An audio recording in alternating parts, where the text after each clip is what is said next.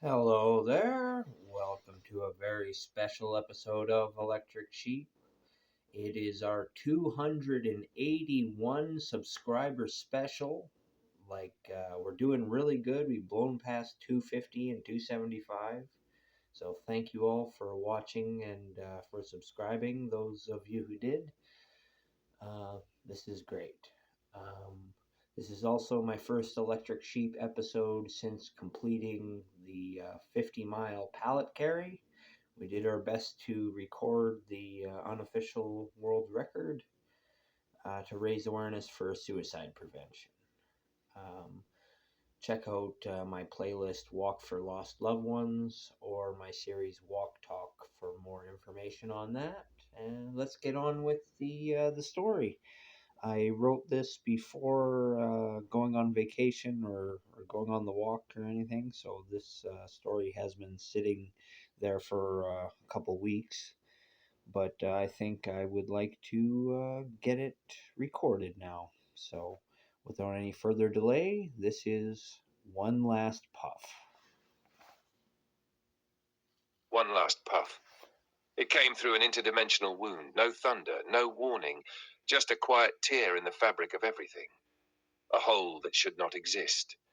From it stepped annihilation. It had already ended one world, and it had not come alone.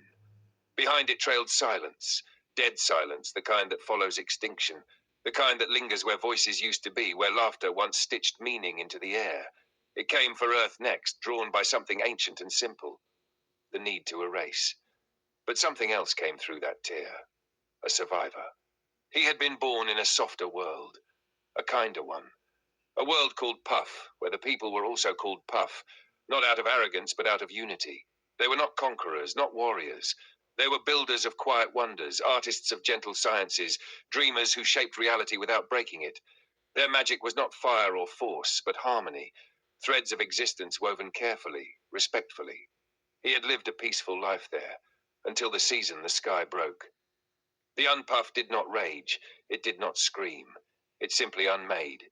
Where it passed, color flattened, sound vanished, matter lost its argument for existing.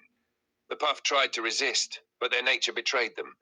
They had never imagined something that could not be reasoned with, could not be softened, could not be understood. The unpuff was not cruelty, it was absence given purpose. And in one terrible season, Puff was gone. All but one. He did not survive because he was stronger. He survived because he hesitated. While others reached out with open hands, he paused, just long enough to see the pattern, just long enough to understand that this was not an enemy you met with kindness. It was something you ended. Alone among the ruins of everything he had ever known, he gathered what remained. Fragments of Puff magic, broken instruments, half-finished ideas. Echoes of a civilization that had never prepared for war. He turned them into something they had never intended to create. A weapon, not of destruction, but of finality. Something that could say, no further. He made a vow. Puff would be the first world the unpuff conquered, and the last. So when the tear opened again, when the unpuff stepped into a new sky, into a new world filled with noise and chaos and life that did not yet know it was already marked, he was there, waiting. Earth did not understand what was arriving, but it did not need to. The unpuff moved to begin again, to unmake oceans, cities, memory, to reduce another world to silence. But before it could take its first step, it was struck. The weapon did not explode, it did not burn, it simply answered. Where the unpuff erased, the weapon defined. Where the unpuff hollowed, the weapon anchored. It forced existence to hold, forced reality to remain. And for the first time, the unpuff met resistance not of force, but of certainty. The battle was not loud, it was absolute. A contest between something that erased and something that refused to be erased. In the end, there was no grand victory, no triumph, only a stillness. The unpuff collapsed, not destroyed in the way mortals understand, but contained, bound within a framework it could not dissolve. A prison made from the last philosophy of a lost world. Things deserved to exist. The survivor stood alone again. The last puff. His world was gone. His people were gone. His victory changed nothing for himself, but everything for us.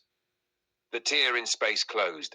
The silence retreated, and Earth kept turning, unaware that it had almost been forgotten before it was ever fully known. Somewhere unseen, the last puff sat beside the fading remnants of his weapon. No celebration, no audience, just the quiet weight of having ended something that would have ended everything. He took one slow breath, and for the first time since his world died, he allowed himself one last puff. Well, I liked that mostly. Um, there were some things that were a little funny about it. Mainly the incorporation of the last line there. Um, the way I wrote it, it was referring to the main character, the one last puff. But in this version of the story, it seems like the AI wanted it to refer to a puff, like a breath. And I think it's interesting because when you're saying one last puff, I don't know if that's trying to say that the main character has died at the end because it's one last breath. So there's a number of ways you can interpret that. Also, I think it was a little unclear as to when the main character arrived in our world, whether it was before the Unpuff and it was waiting for its enemy, or if it arrived with the Unpuff because it said it arrived but it wasn't alone. But it might have just been referring to the void of silence that followed it. But that does sound like being alone to me, having a void with you. But I suppose if it's large enough, a void is something to be commented on rather than just referring to it as nothing. Even nothing is something when it's big enough. Uh, yeah, but I did like the way the story resolved in a non-violent way. I think I had written it more that it was vague whether or not the enemy was just. I think I had it vaguely saying the Unpuff was defeated, not saying whether it was destroyed or not.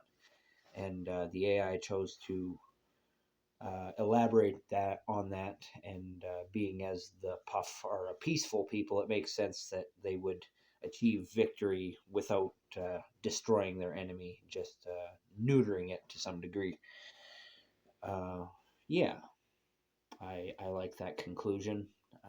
It is a little vague about what happened. Just there was the Puff and the Unpuff, and the vague magics and technologies built into some kind of weapon, but a weapon that doesn't destroy, but that stabilizes and contains. Maybe it stretches the definition of what a weapon is if its purpose isn't to strike something down, but from a culture that doesn't know violence, maybe that's as close as they needed to come for their weapon to be effective. Maybe that's more effective. Maybe in trying to destroy the enemy, they would have just fed into its destructive nature, but in stabilizing it, they found a way past that. Yeah, yeah. Let me know if you like this story. Let me know if you have any criticisms for me using AI to help create stories, because these are human and AI collaborations. Um, but I was pretty happy with this one, other than a few details being unclear. But I think sometimes when something's unclear, it makes it able to be re examined under different lenses, because you can look at it several different ways. You can always look at things several different ways, but the unclearness allows for even more variety. But feel free to criticize or to comment whatever you like. I'm Captain Canada, Joseph Arthur Roszell. I want to thank you for watching. I want to wish you all luck in the world. I love you. And I want you to remember that suicide is never, ever the answer. Peace out for now.